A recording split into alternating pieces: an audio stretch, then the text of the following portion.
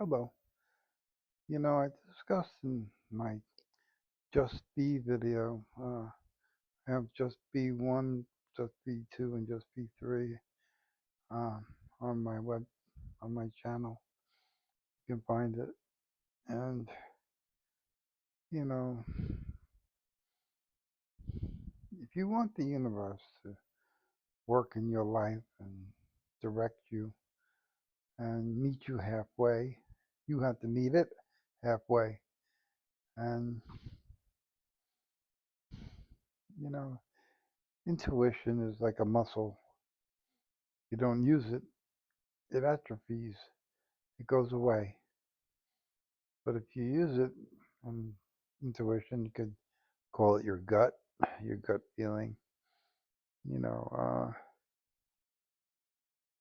you have to trust your gut, and you have to know how to read your gut and how to know when your gut is talking to you. Uh, Cops are good at trusting their gut when they're with a citizen they pulled over or stopped doing whatever they were doing, and they have to trust their gut that they're being told the truth or they're being lied to. And in that profession, it's very important, you know. Uh, and that's their intuition talking to them, saying this guy's lying to me, and then pursue it in that way with that framework.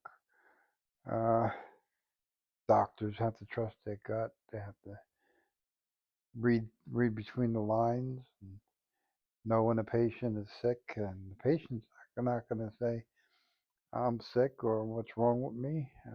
It's the doctor's job.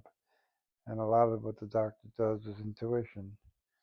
And it comes from training. They try to train you to be intuitive and trust your gut. And, and you back it up with scientific knowledge, background. But a lot of times the answer isn't in a book, you know. Uh, so you have to trust your gut. It's like, why did you order that test? I had a feeling, came out positive, so I guess my feeling was right. And that happens a lot. And the problem is when the insurance companies second guess the doctor's gut feeling and say, well, we're not going to pay for it because it doesn't, it's not in a medical book, and that can be a problem. But uh, and that's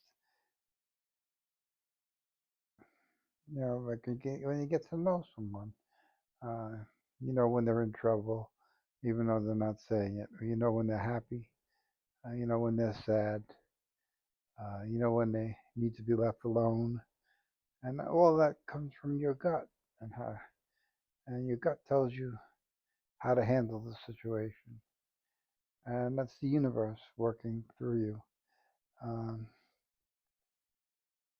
helping and guide you, direct you through life. Uh, I needed a place to live. Um, I was told years ago that I would never, ever get this kind of housing, um, that I should just forget about it and not pursue it.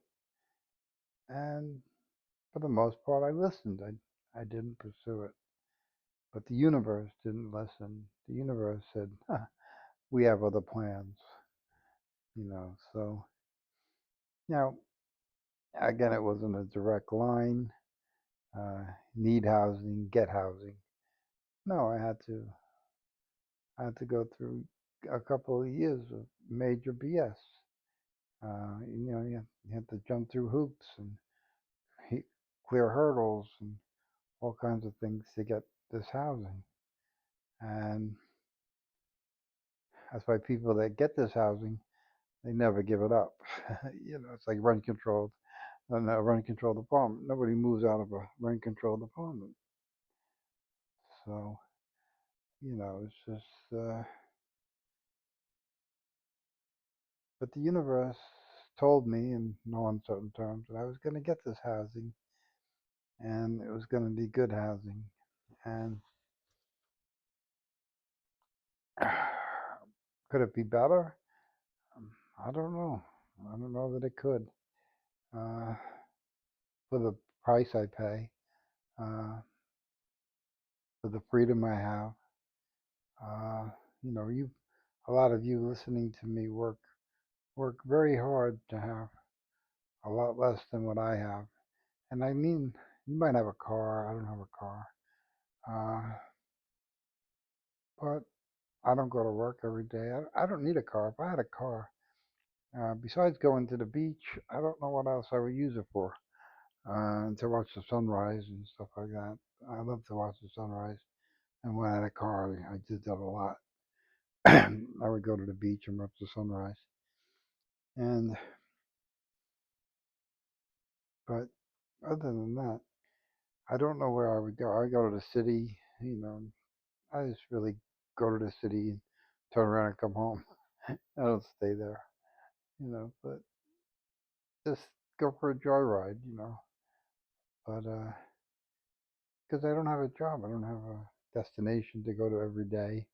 I don't have anything that I have to do, and so I can't justify the expense of a car, and especially with the gas prices now, it would bankrupt me. But like it's bankrupting you, and you know, it's just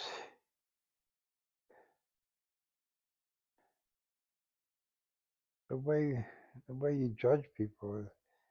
It, it's not right. Uh, you're not right. You think the guy with the Ferrari has it all, or the guy with the Lambo has it all, and that's not necessarily true. Uh, they might have a horrible wife, horrible kids, horrible bosses. Um, they have a lot to lose. Uh, they're far from free. You know, they can't park that car anywhere. Every time they do, they wonder if it's going to be there when they come back out. Uh, if anything happens to it, it's very expensive. Uh, the insurance is very expensive. It's just, and I guess people will say, well, if you can afford the car, you can afford the insurance. And that might be true, but a lot of the people that afford those kind of things, they're very cheap. They're very cheap. They don't spend a penny they don't have to spend. And partly that's why they had the money to buy that car because they don't spend any money. So, but I don't think they're happy. A cheap person is not happy because then if they're not cheap to everybody else, they're cheap to themselves. They. I'm not saying if you have a lot of money, you should go and give it away to everybody, but you should give some of it away, and not just to anybody who walks up to you and asks for it. Uh, you should look for ways where you can help people and benefit them the most, you know, and not like I remember uh, Philip Morris, the Marlboro Company. Uh, they gave $200,000 or $250,000 to a soup kitchen system in the city, and then they spent $3 million on a magazine ad campaign to tell everybody they gave away $250,000 to the soup kitchens, and it's just trying to buy goodwill. They really didn't help the homeless with that. They really screw the homeless because the homeless are the ones buying their cigarettes. So kind of like a screw you deal. So just because you give away money doesn't mean it's a good thing. In that way, it wasn't a good thing, and they made it a horrible thing. And they tried to capitalize on it.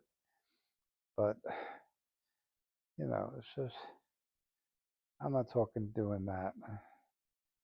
You and I know a woman that used to make sandwiches for the homeless, and she used to go to where the homeless were and hand out the sandwiches, and the homeless were grateful to get the sandwiches and stuff. But the Board of Health went after her because she didn't have a license, so she got in trouble for doing that, and she had to stop. So it's just no good deed goes unpunished, right? Uh, but the universe is guiding you in your life. It guided you to this video. It, if you're still on listening now to me, it's keeping you on. It's, I'm speaking to a part of you that you can relate to. Uh, I hope I do that in many of my videos. Uh, but and some people watch or listen because uh, they want to hear what I'll say next. Or they hate me and they want to hear what I have to say next. You know, and like I said before, I'm a mirror, and people that don't like themselves, don't like what they see in the mirror, they want to attack me. It's like somebody that wants to smash a mirror when they see something they don't like, and they want to smash me because they see something in them that they don't like. And that's not the answer. Uh, if you have a pimple you don't like, then you have to do something about it. And it might not be, it's not a matter of getting rid of the pimple or getting medication for the pimple or anything like that. It's your perception of the pimple. Um, I know, like Cindy Crawford has beautiful model, beautiful supermodel. Everybody knows her, and she has a big mole on the on her on her lip, you know, and that's how you know it's Cindy Crawford. Yeah, it's her mark. It's who she is, And I'm sure as a child, she wasn't so happy about that mold, but you know, as she got older, it became her signature, became who she was. If she took it off, if she got rid of it, nobody would know who she was. They would think it was a AI thing or something nowadays. So, you know, you have to come to terms with what you see in the mirror. And the universe led you to me so you could see that in the mirror. Uh, the universe is trying to help you help yourself and help you come to a realization that what you see in the mirror is not so bad. It might look bad now because, when, like I said, when Cindy Crawford was young, I'm sure that mole was a big deal to her. And because she was young, she wasn't used to it. She didn't realize how it made her prettier. But as time goes on, she's grown into it. She wouldn't do anything to get rid of it now. And it's who she is. So when you first see me, it's the mole when you're a child.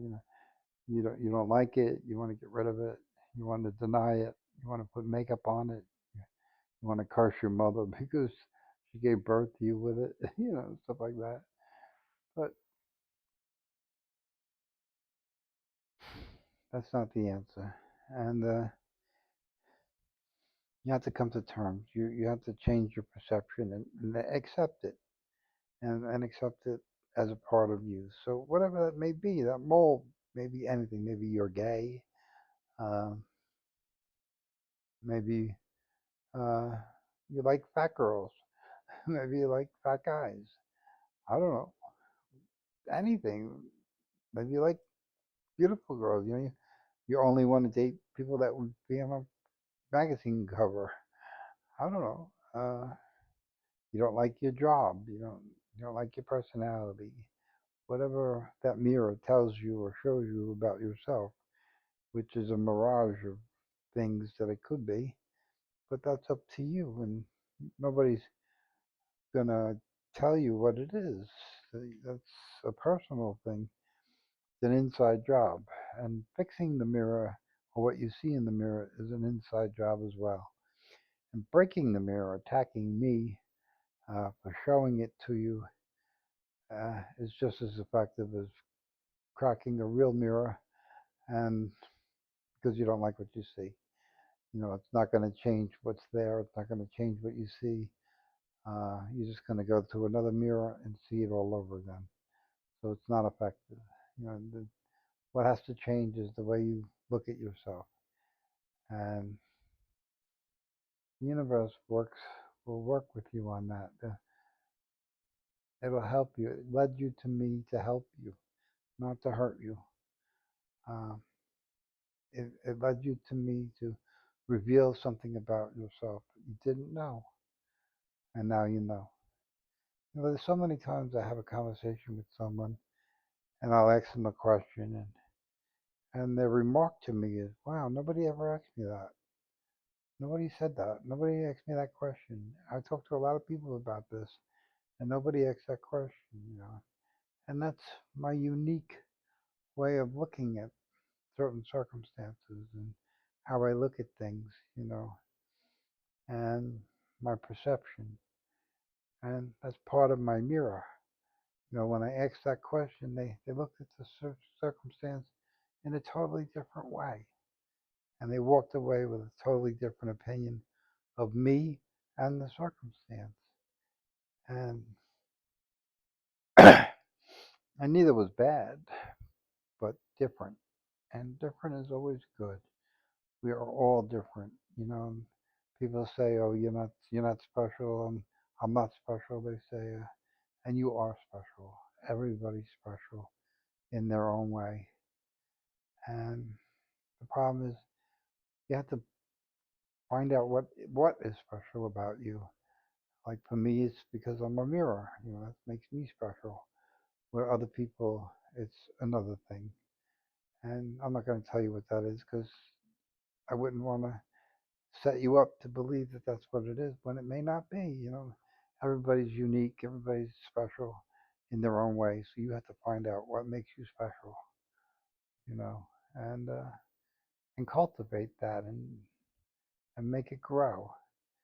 And and the universe is there to help you do that. The universe will point out what's special about you. Uh, Maybe it's your hair. I don't know. I don't want to make examples, but it could be anything. Uh, your perception, it could be anything. So just let the universe work on you and meet the universe halfway.